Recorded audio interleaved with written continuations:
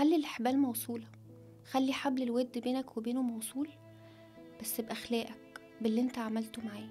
خليه يندم بدل المرة 1000 ان هو خسر بني ادم زيك.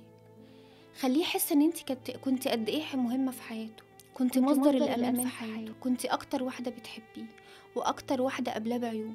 خليه يندم ان انت كنت أول واحدة وقفتي جنبه وأول واحدة طبطبتي عليه.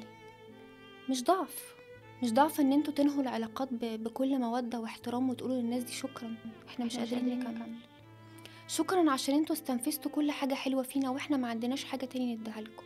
فده في حد ذاته هيخلي الشخص اللي قدامك يندم 1000 مرة، مش عشان انت مشيت، لا، يندم على حاجات حلوة كتيرة قوي هو صحي من النوم فجأة لقى نفسه محروم منها وانت اديتها له كتير قوي.